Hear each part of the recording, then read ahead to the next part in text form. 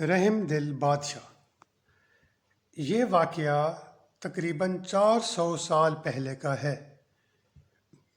صبح کا وقت تھا، ناشتہ وغیرہ سے فارغ ہو کر لوگ اپنے اپنے کاموں میں مصروف تھے۔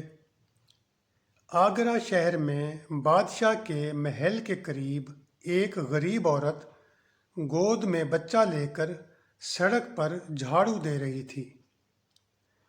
بادشاہ کے محل کے ساتھ ہی ایک نوجوان شخص پراسرار انداز میں چکر لگا رہا تھا۔ دراصل وہ شخص موقع پا کر بادشاہ پر حملہ کر کے اسے قتل کرنا چاہتا تھا، کیونکہ اس کا باپ جو کہ ایک ریاست کا حکمران تھا، بادشاہ کے ساتھ ایک جنگ میں مارا گیا تھا اور اس کی ریاست پر اسی بادشاہ نے قبضہ کر لیا تھا۔ اتفاق سے ایک مست ہاتھی خانے سے چھوٹ گیا۔ ہاتھی کے خوف سے آنے جانے والے لوگ ادھر ادھر بھاگنے لگے۔ اتنے میں ہاتھی جھاڑو لگانے والی عورت کی طرف بھاگا۔ ممتا کی ماری خاتون بیچاری پریشان و خوف زدہ ہو گئی۔ اسے اپنے سے زیادہ اپنے بچے کی فکر تھی۔ اس کے منہ سے درد بھری چیخ نکل گئی، ہائے میرے بچے کو بچاؤ!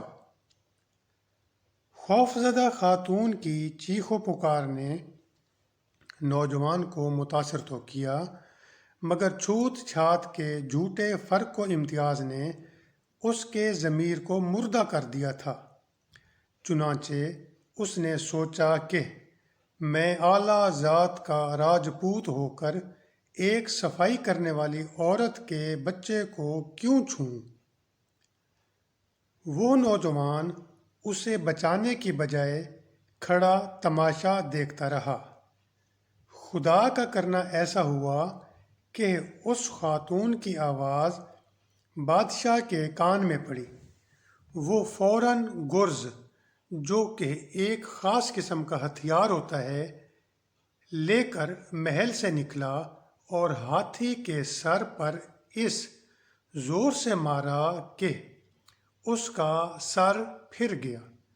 ہاتھی وہاں سے بھاگ گیا اور بادشاہ بچے کو گود میں اٹھا کر محل کے اندر چلا گیا۔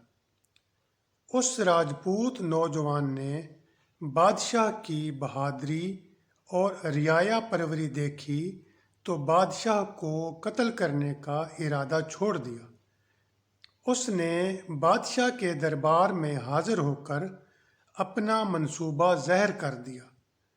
بادشاہ نے اسے معاف کر دیا اور اس کے باپ کی ریاست بھی اسے واپس کر دی۔ جانتے ہو وہ رحم دل بادشاہ کون تھا؟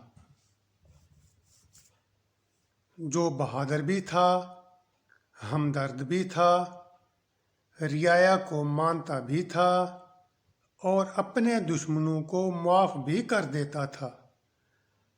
اس بادشاہ کا نام تھا ظہیر الدین محمد بابر۔ یہ پہلا مغل بادشاہ تھا جس نے ہندوستان میں مغل خاندان کی بنیاد رکھی۔